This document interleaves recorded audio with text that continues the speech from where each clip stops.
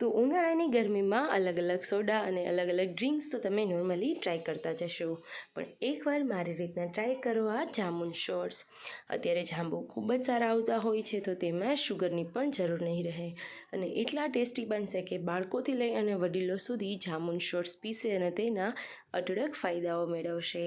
તો ચલો આપણે વધારે સમય ન બગાડતા રેસીપી શરૂ કરીએ. 4 જેટલા તમે રેગ્યુલર આગળ ગ્લાસ જોયો તેટલા શોર્ટ્સ બનાવવા માટે 250 ગ્રામ જેટલા મેં જાંબુ લીધેલા, જેને મેં અડધી કલાક પહેલાં ફ્રીઝરમાં રાખી દીધેલા. કારણ કે આ શોર્ટ્સમાં આપણે પાણી નથી ઉમેરતા, તો એકદમ ઠંડુ થઈ જાય તે માટે તેનો ઉપયોગ કરીશું. હવે બધાને આપણે 4 ભાગ કરી અને બીને દૂર કરીશું, એટલે કે ઉપરનો જે પલ્પવાળો ભાગ છે તેને આવી રીતના કટ કરી અને એક બાઉલમાં લેતા જશું. Believe me friends, જાંબુના ઠળિયા health, skin, stomach problem, ઘણી બધી શરીરની જે પ્રોબ્લેમ હોય છે તેને દૂર કરતા હોય છે. તો જ્યારે તેની સિઝન હોય ત્યારે જાંબુ ખાવા જોઈએ. ઘણી જગ્યાએ તેને કાળા રાવણા પણ કહેવામાં આવે છે. હવે બધા રાવણામાંથી મેં અહીંયા બીને અલગ કરી લીધેલા. પલ્પને મિક્સર જારમાં ઉમેરી દઈશું. એકવાર પલ્પ ઉમેરાઈ જાય ત્યારબાદ તેને ચિલ્ડ કરવા માટે 3 થી 4 બરફના ટુકડા ઉમેરીશું. હવે અહીંયા સંચર પાવડર ઉમેરીશું, કારણ કે મીઠું આપણે લાસ્ટમાં કોટ કરીશું.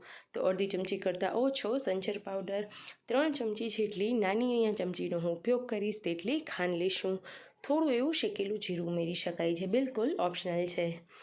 હવે આ બધી વસ્તુને ટેંગી ટેસ્ટ આપવા માટે અડધા જેટલું લીંબુ ઉમેરીશું. હવે મિક્સર જાર બંધ કરી અને સારી રીતે તેને ક્રશ કરી લઈશું.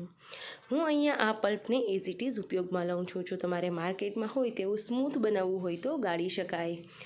હવે નાની 2 ડીશોમાં એકમાં લીંબુ અને બીજામાં મીઠું લઈશ. લીંબુવાળી કરી અને બાજુની પ્લેટમાં મીઠાથી ફરીથી કોટ કરી લઈશું. તમે જોઈ રહ્યા છો એ રીતના બધી બાજુથી કોટ કરી લેવાનું. વધારે ખારું ન થઈ જાય તેનું ખાસ ધ્યાન રાખીશું.